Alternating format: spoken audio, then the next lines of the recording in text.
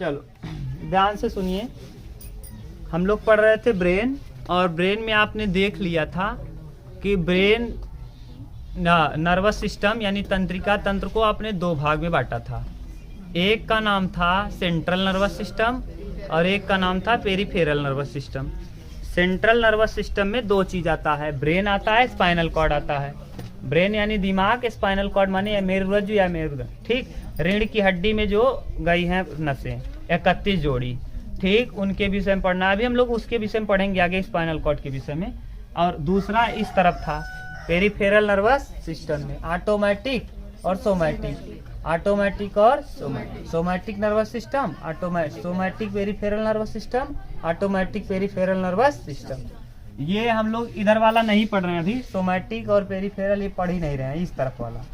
उस तरफ में पढ़ रहे थे पहला भाग ब्रेन। और ब्रेन का आपने देख लिया था कि ब्रेन के 3 पार्ट होते हैं, मत बात करो। ब्रेन के 3 पार्ट, अग्र मस्तिष्क, मध्य मस्तिष्क, पश्च। अग्र मस्तिष्क सबसे बड़ा भाग होता है, उसके बाद मध्य मस्तिष्क होता है, सबसे छोटा भाग होता है, और पश्च मस्तिष्क माने बड़ा होता है लेकिन अग्र मस्तिष्क से छोटा। उसमें अग्र मस्तिष्क के 3 भाग आपने देखा था। 3 भाग क्या क्या आपने देखा था? पहला सेरिब्रम देखा था। सेरिब्रम में आपने देखा था कि देखने के लिए, विजुअल माने देखना ना, सबसे बड़ा भाग है, 2/3 भाग को कवर करता है। ये गोभी के, फूल गोभी के आकार का होता है। फूल गोभी में जैसे ढचका पचका रहता है, ऐसे इसमें भी ढचका पचका रहेगा, जो ऊपर उभरा रहेगा। जैसे फूल गोभी है तो ऐसे दिखेगा, ये ऐसे ऐसे करके ना। तो ये मान लो ब्रेन, ऐसे जो थोड़ा सा बना दिए गड़बड़, ऐसे करके है ये ब्रेन का ऐसे मान लो पार्ट है ये। तो ऊपर जो उभरा खाल दिख रहा है, उस खाल यानी ढचका पचका, यही कहलाता है गोभी के आकार का, जिसे हम उभरे हुए भाग को कहते हैं जाइरस और धसे हुए भाग को कहते हैं सल्कस। जो उभरा हुआ भाग रहेगा ब्रेन में उसे जाइरस, और जो धसा हुआ भाग रहेगा उसको सल्कस कहेंगे। सेरिब्रम जो होता है यह सबसे बड़ा भाग है, यह सबसे बड़ा उपभाग है। भाग तो आ जाएगा अग्र मस्तिष्क, और उपभाग में पूछेगा तो सेरिब्रम, ठीक। और सेरिब्रम के बाद आपने देखा था थैलमस। सेरिब्रम में कई चीजों को आपने देखा था। अमेगडेला देखा था, अमेगडेला जो आपको डर के लिए आता है, डर, चिंता, तनाव, इन सब को अगर कोई भी कुछ होता है तो इसमें कौन एक्टिव हो जाता है? अमेगडेला। अमेगडेला जैसे ही एक्टिव हुआ आपको डर लगना चालू हो जाएगा, चिंता, तनाव। जैसे कहीं कोई मृत्यु हुआ है तो आपको वहाँ डर क्यों लग रहा है? क्योंकि आपका अमेगडेला एक्टिव हो गया। दूसरी बात, अगर आपको मिर्गी आ रही है या फिर आपको शरीर में दर्द है, तो इसके लिए आपका ब्रेन का एक पार्ट होता है ना, हिप्पोकैम्पस। ब्रेन को 4 भाग में आपने बांटा था। कितने पार्ट में? मुख्य रूप से 2 पार्ट में, एक दायां एक बायां ना, दायां और बायां। ये दाएं का कनेक्शन इस तरफ से, यानी ये हाथ उठा रहे हो तो ये तरफ है, और अगर इस हाथ उठा रहे हो तो ये तरफ। अगर किसी का माने दाहिना हाथ में लकवा मार दिया है तो इसका मतलब इसके बाएं मस्तिष्क में, मस्तिष्क के सेरिब्रम के किस तरफ? बाएं पार्ट में दिक्कत है। अगर बाएं हाथ में मारा है तो दाएं पार्ट में दिक्कत है। ये 4 भाग इसका था। बता सकते हो आप चारों भाग के नाम क्या क्या? फ्रंटल, पेराइटल, टेम्पोरल और ऑक्सीपिटल। टेम्पोरल वाला भाग जो था medial temporal lobe, medial temporal lobe, और उसी के बीच में होता है हिप्पोकैम्पस। और यही हिप्पोकैम्पस जो होता है भैया, हिप्पोकैम्पस आपको क्या करता है? माने जो आपके माने मिर्गी आती है, यही हिप्पोकैम्पस ब्रेन में जो हाँ पानी उनी देखने पे एक्टिव हो जाता है। इसीलिए मिर्गी कहाँ आता है? जल उल में, याद है ना, पानी। और ये चमड़े से थोड़ा सा निष्क्रिय होता है। किससे? हिप्पोकैम्पस। हिप्पोकैम्पस चमड़े से डिसएक्टिव हो जाता है। और एक्टिव किसको होगा? पानी और आग को देखकर, पानी से कुछ ज्यादा ही। हिप्पोकैम्पस के विषय में बता दिए थे। ये भी किस जगह पे था? सेरिब्रम वाले पार्ट में, ठीक। आपने ये भी देख लिया था। इसके बाद थैलमस क्या था? थैलमस जो है ये बाहरी चीजों का आपको अनुभव कराता है। जैसे बाहर वाला चीज है, ताप है ना, बाहरी वातावरण में, जैसे बाहर में ठंडा लग है कि गर्मी है, इन सब का अनुभव कौन कराता है? थैलमस। जैसे आपको सुई चुभ गई तो ऐसी स्थिति में सुई चुभा है, इसका ज्ञान कौन कराएगा? थैलमस। सुई चुभ गया, कौन कराएगा? थैलमस। ये क्लियर हुआ? और उसके बाद अब हम लोग पढ़ रहे थे क्या, थैलमस में कोई दिक्कत हो तो बोलो। जैसे सुई चुभा, या मान लो आपके दाहिने पैर में कहीं कांटा धस गया, तो ब्रेन का कौन सा पार्ट आपको बताएगा, बायां पार्ट। थैलमस का कौन सा, तो बायां पार्ट बता देगा कि आपके दाहिने पैर में क्या चुभ गया है, कांटा। ठीक, अब ये ब्रेन का अग्र मस्तिष्क का तीसरा भाग था हाइपोथैलेमस। ये सबसे खतरनाक है, हाइपोथैलेमस। हाइपोथैलेमस, आप एक चीज जानते होंगे भैया, आप 9 में पढ़े होंगे तो ठीक ठाक से आपको कुछ नॉलेज होगा, और नहीं तो अब हम बता दे रहे हैं कि जो शरीर का मास्टर ग्रंथि है उसे कहते हैं पीयूष ग्रंथि। आगे हम पढ़ाएंगे, जो ग्रंथि चैप्टर पढ़ाएंगे तो वहाँ पीयूष ग्रंथि यानी pituitary gland. Pituitary gland Piyush सबसे छोटी ग्रंथि, शरीर की सबसे बहुत छोटी है, मटर के दाने की तरह, ठीक, एकदम छोटा है ना। तो सबसे छोटी ग्रंथि है पीयूष ग्रंथि। यह, हाँ, पिट्यूटरी भैया, पीयूष ग्रंथि को गूगल करके देख लेना यार, बहुत कंफ्यूज रहते हो आप। ये है क्या, हाइपोथैलेमस, और इसी के नीचे ये है पिट्यूटरी ग्लैंड, ये है पीयूष ग्रंथि, ये है, देख गया वहाँ, देखो ये हाइपो, हाँ वहाँ छोटा सा होगा, देखो ये हाइपोथैलेमस है, सही है, हाइपोथैलेमस, और ये नीचे वाला छोटा सा पिट्यूटरी ग्लैंड। लाओ उस किताब में है, दिखा भी दे रहे हैं। तुम लोग एकदम कंफ्यूज रहते हो, हमको भी परेशान करते हो। देखो कितना अच्छे से बनाया है, यहाँ देखो एकदम जैसे बनाया है सेम बनाया है। ये देखो हाइपोथैलेमस है, हाइपोथैलेमस से आके देखो ये छोटा सा देखो मटर के दाने के आकार का है, पिट्यूटरी ग्लैंड लिखा भी है, पीयूष ग्रंथि, देखो एकदम मटर के दाने की तरह है, छोटा सा, समझ गए। तो किससे कनेक्टेड रहेगा, हाइपोथैलेमस, किससे, तो हाइपोथैलेमस से, लो हाइपोथैलेमस से कनेक्टेड रहेगा कौन, पीयूष ग्रंथि।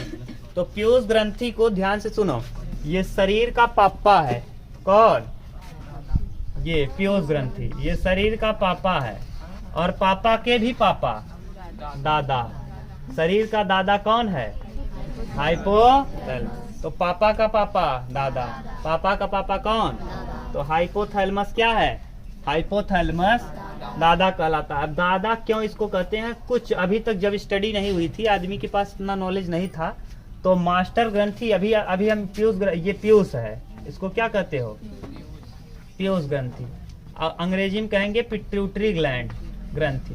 ये पीयूष ग्रंथि को हम कहते हैं मास्टर ग्लैंड। कौन सा ग्लैंड, मास्टर ग्लैंड। जब आदमी शोध नहीं किया था तो ऐसी स्थिति में आदमी को लग रहा था कि यही सबसे बड़ी सबसे मास्टर ग्लैंड यही है, लेकिन इस मास्टर ग्लैंड को चलाने वाला मेन कौन है, हाइपोथैलेमस। ये पीयूष ग्रंथि जो है भैया 9 प्रकार के, हम लोग ग्रंथि चैप्टर पढ़ेंगे तो 9 के 9 हार्मोन आपको लिखा देंगे, बता देंगे ये कितने प्रकार का हार्मोन छोड़ता है, 9 प्रकार के हार्मोन को छोड़ेगा, 9 प्रकार का हार्मोन, कितने प्रकार का, 9। इन 9 प्रकार के हार्मोन को छोड़ने के लिए इसको एक्टिव कौन करेगा, इन 9 हार्मोन को छोड़े तो बताएगा कौन, छोड़ो। जैसे दादाजी हैं, तो अगर आप हैं, आपके पिताजी हैं, आपके दादा भी हैं मान लो घर में, तो देखते होंगे कि अगर आपके पिता को कुछ काम करना हुआ तो किससे पूछेंगे, दादा। तो यानी हाइपोथैलेमस क्या है, हाइपोथैलेमस पीयूष ग्रंथि को किसी भी हार्मोन को छोड़ने के लिए क्या करता है, एक्टिव, और ये जुड़ा रहता है ब्लड वेसल्स के द्वारा। ब्लड वेसल्स माने समझ रहे हो, नस, कौन सी नसें, ब्लड वाली नसें, ब्लड वाली नस। और आपको अगर याद हो, जब हार्मोन चैप्टर हमने पढ़ाया था तो ये बताया था कि हार्मोन, थोड़ा सा पढ़ाए थे, हार्मोन किस में बहता है, ब्लड में, और इंजाइम ब्लड में कनेक्ट होता खत्म हो जाएगा, नष्ट हो जाएगा, तो ये बह रहा है किस में, ब्लड, और ब्लड से आ करके इसमें आ जाएगा। अभी इधर सुनो, जैसे ये देखिए, हाँ, जैसे इसी में एक एग्जांपल हम देख ले रहे हैं कि दादा इसको क्यों कहते हैं। एक होता है थायरोट्रोपिन रिलीजिंग हार्मोन, कौन सा hormone, thyrotropin releasing hormone, thyrotropin releasing hormone, releasing hormone. ये थायरोट्रोपिन रिलीजिंग हार्मोन छोड़ देगा कौन, ये कौन सी ग्रंथि, हाइपोथैलेमस। ये थायरोट्रोपिन रिलीजिंग हार्मोन जब छोड़ेगा ब्लड में, तो जैसे ही ब्लड में ये जाएगा तो ब्लड के द्वारा ये पहुंच जाएगा किसके पास, पीयूष ग्रंथि, और पीयूष ग्रंथि समझ जाएगा कि ये थायरोट्रोपिन छोड़ा है, ये पीयूष ग्रंथि जा करके एक्टिव कर देगा, ना, ये छोड़ कौन रहा है, ये, और को बताया कौन, हाइपोथैलेमस, इसको बताया कि आप छोड़ो क्या, थायरोट्रोपिन रिलीजिंग हार्मोन। और ये जा करके आपके थायराइड ग्रंथि है, कौन सी ग्रंथि, ग्रंथि हम पढ़ेंगे तो वहां देखेंगे, आप अभी मत कंफ्यूज हो जाओ। थायराइड, तो थायराइड के पास जाएगा, किसके पास, थायराइड। और थायराइड आपका चेक भी होता है। अगर आप कभी आप जाएंगे ना डॉक्टर के पास, जो भी प्रेग्नेंट महिलाएं हैं या वैसे भी, तो जब जाएंगे ना तो डॉक्टर आपका सबसे पहले क्या जांच कराता है, थायराइड। थायराइड में दिक्कत होती है तो यहाँ गले में क्या आ जाता है, सूजन।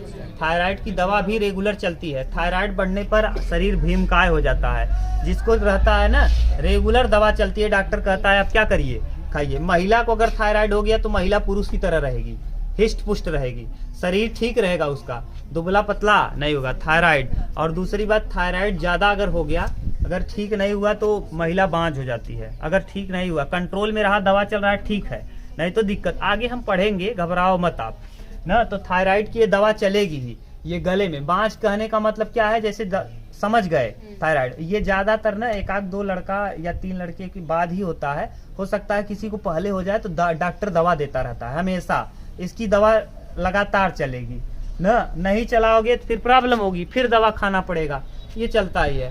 शायद अगर आप लोगों के यहाँ कोई हो तो पूछना तो बताएंगे, कौन है, बोलो बोलो, है क्या आपके घर, हाँ कौन, अच्छा चाची। तो हो गया थायराइड। तो थायराइड जिसको हो जाता है ना, तो उसका दवा चलता है, दवा चलता है रेगुलर, हाँ तो वही, तो ये दवा चलेगा। माने ये बांझ कहने का सेंस, आप ये मत घबरा जाना कि बांझ हो जाएंगी, ये नहीं, डॉक्टर दवा चला देता है, नहीं चलाएगा तब दिक्कत है, समझ गए। हो सकता है हाँ, जो भी 75 mg हो, 50 mg हो, दवा चलेगा, ठीक। और नहीं तो फिर दिक्कत होती है थोड़ा सा, यहाँ सूजन आ जाता है क्या, थ्रोट में, गले में ना।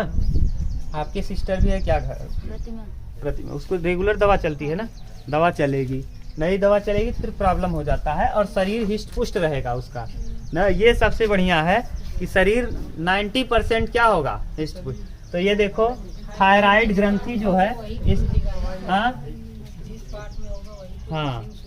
हाँ उसी में सूजन रहेगा। ये थायराइड जो है, ये थायराइड ग्लैंड है, और ये थायराइड ग्लैंड को एक्टिव कर देगा, थायरोट्रोपिन रिलीजिंग हार्मोन। और ये थायराइड ग्लैंड जो है ये TSH, थायरोट्रोपिन स्टिमुलेटिंग हार्मोन। तो thyrotropin, thyrotropin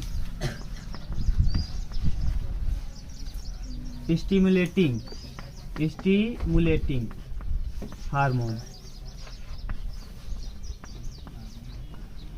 thyrotropin stimulating hormone TSH, ये एक्टिव हो जाएगा। थायराइड क्या छोड़ देगा, थायरोट्रोपिन स्टिमुलेटिंग हार्मोन। और यही आपके मेटाबॉलिक क्रिया को, मेटाबॉलिक क्रिया, मेटाबॉलिक का मतलब मेटाबॉलिक, आपको भूख कब लगेगी, मेटाबॉलिक, आपको प्यास कब लगेगा आपकी कोशिका में, हाँ। मेटाबॉलिक, एनाबॉलिक, एटाबॉलिक दूसरा है। मेटाबॉलिक यानी आपको भूख कब लगेगा, आपको प्यास लगेगा कि नहीं, आपको बाहर से गर्मी लग रही है कि नहीं, आप किसी प्यार में पड़ गए हैं तो भूख लगेगा कि नहीं, तो इन सब को कंट्रोल करेगा। दूसरी बात, आपका हार्ट कितने तेजी से धड़केगा ना, हार्ट पे कंट्रोल तो नहीं है, लेकिन फिर भी जब कहीं आप डर जाते हो तो हार्ट क्या होता है, बहुत तेज से बीट करने लगता है। तो ये सब पाचन, जो पाचन आपका है, पाचन को भी रेगुलेट करेगा, कौन, आपकी वृद्धि शरीर की होगी कि नहीं होगी, सबको एक्टिवेट कर देगा ये। अब बताओ सबको एक्टिवेट कर रहा है कौन, पीयूष ग्रंथि के 9 हार्मोन। और इस पीयूष ग्रंथि को जगा कौन रहा है, बता कौन रहा है, काम कर, हाइपो। तो बताओ पापा का भी पापा हुआ कि नहीं, कौन, दादा। तो इसीलिए इसको कहते हैं शरीर का दादा, समझ गए। माने सब कुछ 9 हार्मोन ये छोड़ता है, लेकिन ये अपने आप से नहीं छोड़ता, इसको बताता कौन है, हाइपोथैलेमस। तो हाइपोथैलेमस हुआ कि नहीं शरीर का दादा, तो है शरीर का दादा। तो इसीलिए इसे मास्टर ऑफ मास्टर ग्लैंड कहते हैं, मास्टर ग्लैंड का भी मास्टर, बाप का बाप दादा, मास्टर का मास्टर महामास्टर ना। तो मास्टर ग्लैंड का master, master of master gland किसे कहेंगे, तो मास्टर ऑफ मास्टर ग्लैंड किसे कहा जाता है। लिखना हो तो आप लिख भी सकते हो, मास्टर ऑफ मास्टर ग्लैंड या मास्टर ऑफ फादर, कुछ भी लिख लो, समझ गए। तो इस तरीके से, क्यों इसको मास्टर ग्लैंड, मास्टर का भी मास्टर क्यों कह दिए, क्योंकि मास्टर को चलाने वाला मास्टर है, ये मास्टर को चला रहा है, तो इसका मतलब इसीलिए इसे अब नया शोध में इसे मास्टर का मास्टर ग्लैंड कहा जाता है। किसको? हाइपोथैलेमस। हाइपोथैलेमस का काम कई है, फीलिंग, आपके अंदर से जो फीलिंग आएगा, जो भी घृणा है, प्रेम है, ये सब को ज्ञान कराएगा कौन? हाइपोथैलेमस। तो आपके फीलिंग को कंट्रोल करता है हाइपोथैलेमस। तो फीलिंग को बताने का काम हाइपोथैलेमस, जैसे भूख है, प्यास है, ये सब कौन? हाइपोथैलेमस। तो आपके पेट में दर्द, सर में दर्द, इन सबको कंट्रोल करने का काम हाइपोथैलेमस। तो समझ गए। और इस हाइपोथैलेमस, सोचो, इसीलिए हाइपोथैलेमस को आप क्या कहोगे? दादा का भी बाप का भी बाप, दादा। आप समझ गए। तो एक काम इसका क्या क्या है, और लिखना हो तो इसमें लिख सकते हो। यह हमारे, यह कहाँ स्थित होता है?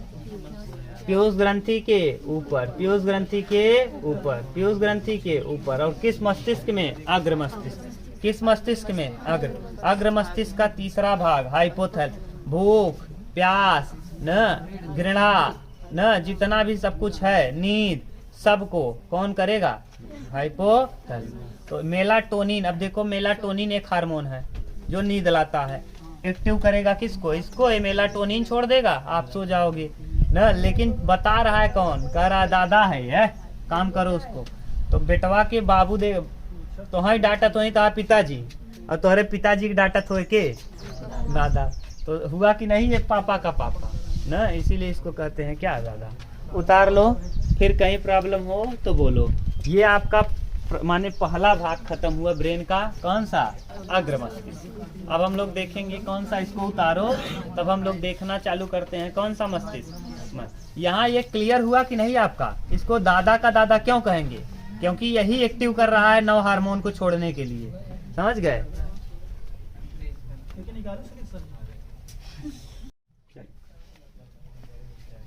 अब शरीर का दूसरा पार्ट है मिड ब्रेन। देखो उसको, लड़के अभी देखो, शरीर का दूसरा पार्ट क्या है? अभी शरीर का नहीं, ब्रेन का। दिमाग का एक भाग आपने पढ़ लिया, अग्र मस्तिष्क। 3 भाग में अग्र मस्तिष्क का आपने कंप्लीट कर लिया। अग्र मस्तिष्क के 3 भाग थे। पहले का नाम था सेरिब्रम। सेरिब्रम अगर देखेंगे बाएं और दाएं में तो 2 भाग में बटा था। इस बाएं दाएं को जो जोड़ता था उसका नाम था कार्पस कैलसम। और यही जितना मोटा रहेगा उतना आपका आईक्यू लेवल बढ़िया रहेगा। ये कम होगा तो इतना तेजी से संवेदना माने सूचनाओं का आदान प्रदान नहीं होगा। मोटा होगा जल्दी सूचना का आदान प्रदान हो जाएगा। कम पतला रहेगा उतना अच्छे से सूचना का आदान प्रदान नहीं। मोटा आदमी ज्यादा तेज काम, माने जैसे मोटा आदमी है तो ताकत ज्यादा है तो कोई काम जल्दी से कर लेगा उठा के। पतला आदमी रहेगा काम नहीं कर पाएगा। बस ऐसे मोटा है। कार्पस कैल्शियम एक टेप है। क्या है? टेप। तो बाएं और दाएं लोब्स को जोड़ के रखता है। ठीक। इसके बाद आप लोग देख लिए थे कि सेरिब्रम, सेरिब्रम के बाद आपने थैलेमस देख लिया, थैलेमस के बाद ये अग्र मस्तिष्क था। अब हम लोग देखना है मध्य मस्तिष्क। मध्य मस्तिष्क, मस्तिष्क इसको कहते हैं मिड ब्रेन। मिड ऐसे ही रहेगा कि मिड हो गया, MID, मिड ब्रेन। ठीक, मिड ब्रेन। मध्य मस्तिष्क, मध्य मस्तिष्क के आप 2 भाग देखे थे। एक का नाम था कार्पोरा क्वाड्रिजेमिना, और देखो ये एक का नाम था कार्पोरा,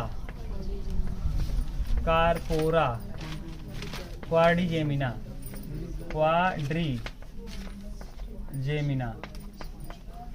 कार्पोरा क्वाड्रिजेमिना। कार्पोरा ही याद करते हैं लोग, कार्पोरा न। और दूसरे का नाम था सेरेब्रल पेडिंकल, सेरेब्रल। ब्रह्म नहीं है, ब्रल। ब्रह्म विभाग मना चुका पहले वाले में। सेरी ना ऐसे याद करना, ब्रह्म बाबा की मनावा सबसे पहले थी, यानी अग्र मस्तिष्क में ब्रह्म बाबा, सेरी ब्रह्म, फिर सेरी ब्रल, पेडिंकल, पेडिंकल। ठीक, सेरिब्रल पेडिंकल। अब आप देखो कारपोरा से कुछ ऐसा लग रहा है कि कान कान, कारपोरा कान कान लग रहा है कारपोरा से, यानी ये देखने और सुनने। तो कारपोरा माने कान और आंख कान का कनेक्शन डायरेक्ट है, तो देखना सुनना कारपोरा। कारपोरा, कारपोरा माने कान का पोरा ना, कारपोरा। तो यानी ये किससे, देखना और देखना सुनना। लेकिन इतना ही मत जानो, और भी जान लो इसके विषय में। देखना सुनना किसके, सुनना, कारपोरा क्वाडी जेमिना। और ये सेरिब्रल जो है, सेरिब्रल पेडिंकल, ये स्पाइनल कार्ड को जोड़ता है। किसको, स्पाइनल कार्ड, स्पाइनल कार्ड माने मेरु रज्जु को जोड़ के रखता है ब्रेन को ना। अब इसमें देखिए ध्यान से, ये मिड ब्रेन होता कहाँ है। मिड ब्रेन आप लोगों ने देखा होगा, इसे ब्रेन स्टेम कहते हैं। क्या कहते हैं, brain stem, brain stem, brain stem. Brain stem क्यों कहते हैं, हाँ मिड स्टेम, वही ब्रेन स्टेम ही देख लो, मिड स्टेम ही देख लो, कोई मतलब नहीं, मिड स्टेम या ब्रेन स्टेम। ब्रेन स्टेम क्यों कहते हैं, ध्यान से सुनो।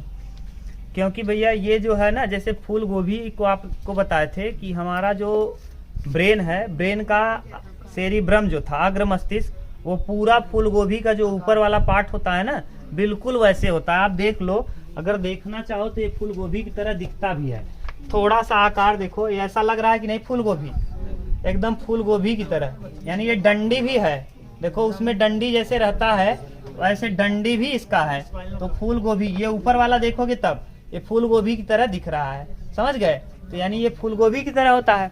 ये मिड ब्रेन होता कहाँ है, पहले ये समझ लो। देखो ये है मिड ब्रेन, ये देखो डंडी के जस्ट ऊपर वाला एरिया, डंडी के ऊपर वाला एरिया, यही क्या है, मिड ब्रेन। ये डंडी है, डंडी वाले को हम कहते हैं ये स्पाइनल कॉर्ड से जुड़ेगा। यहाँ पोन्स है और ये नीचे वाला मेडुला ऑब्लंगेटा, पोन्स और मेडुला ऑब्लंगेटा, और उसके जस्ट ऊपर कौन है, मिड ब्रेन। कौन है, मिड। तो मिड ब्रेन देखिए, आप देख लिए कहाँ स्थित होता है। अब देखो ये मान लो ये आपका डंडी था, ये हम बना दिए, ये डंडी हम बना रहे हैं, आप समझना थोड़ा सा।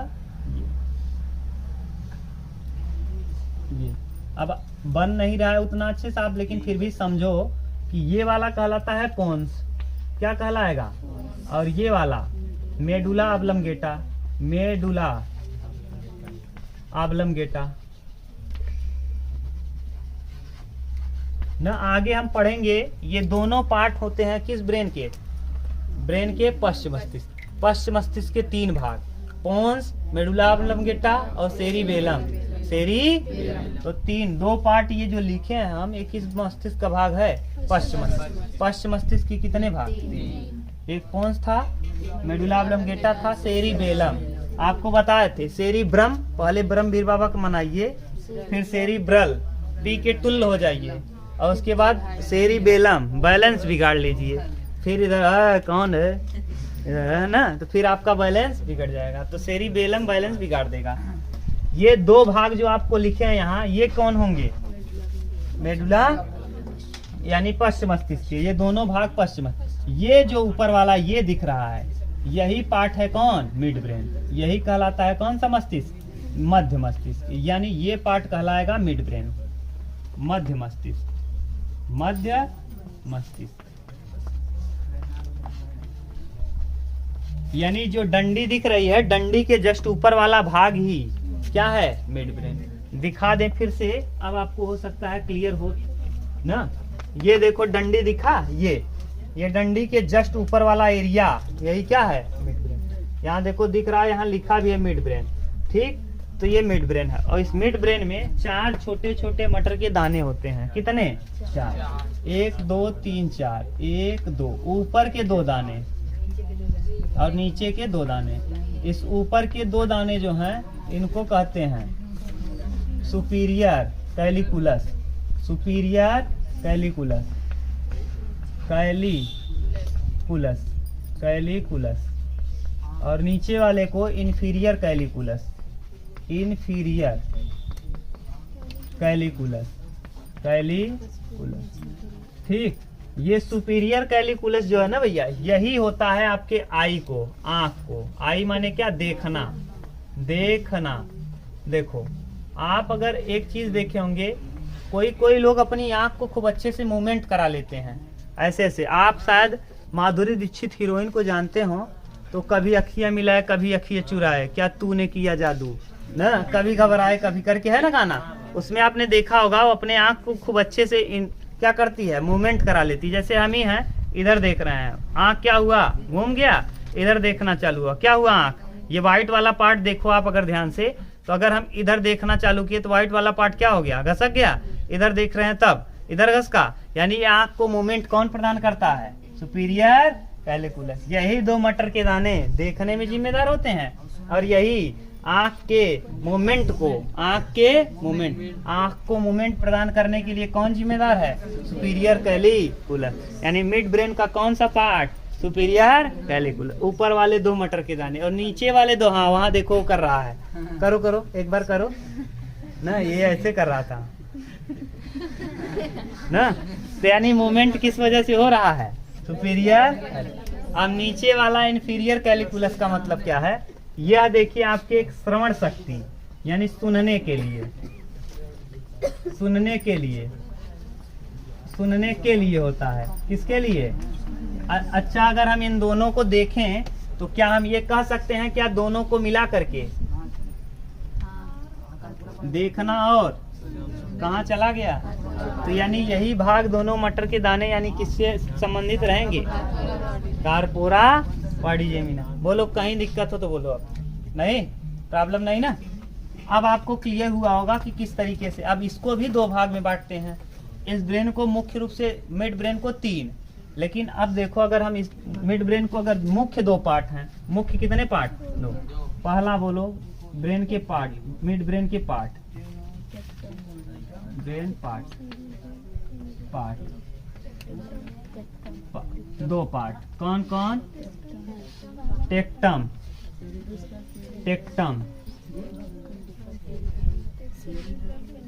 सेरिब्रल,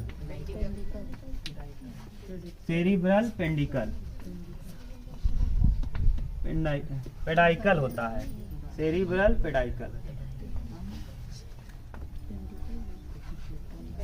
पेडाइकल ना, पेंडिकल नहीं, सेरिब्रल पेडाइकल। ये देखो टेक्टम वाला भाग ही, ये टेक्टम वाला जो एरिया लिख रहे हो यही कौन है, यही।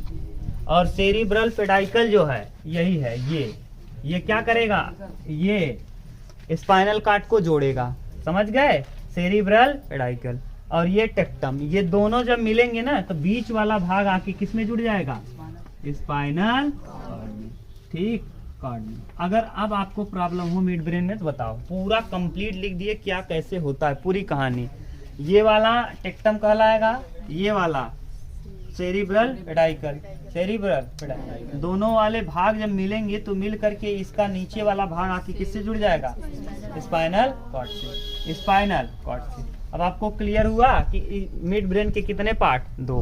मिड ब्रेन के कितने पार्ट, 2। एक का नाम क्या है, कार्पोरा क्वाड्रिजेमिना, और दूसरे का नाम सेरिब्रल पेंडिकल। कार्पोरा क्वाड्रिजेमिना का काम क्या है, देखना और सुनना। और फिर ये सेरिब्रल का काम क्या है, स्पाइनल कॉर्ड को जोड़ के रखना, ब्रेन के सारे हिस्से को स्पाइनल कॉर्ड से जोड़ना, ब्रेन के पूरे हिस्से को किससे जोड़ना, स्पाइनल कॉर्ड। देखो यही गया है, यानी ये गया पोन्स के बाद मेडुला ऑब्लंगेटा, मेडुला ऑब्लंगेटा के बाद ये कहाँ जाके जुड़ेगा, स्पाइनल कॉर्ड से। यही नीचे वाला एरिया क्या हो जाएगा, स्पाइनल कॉर्ड। ये देखो जब आगे निकला, ये ब्रेन का ये पार्ट है, ऊपर मिड ब्रेन, ये पोन्स, ये नीचे वाला मेडुला ऑब्लंगेटा, और इसके नीचे स्पाइनल कॉर्ड। इसके नीचे क्या आ जाएगा, स्पाइनल कॉर्ड। अगर स्पाइनल कॉर्ड को आप देखना चाहें तो ये है, दिया नहीं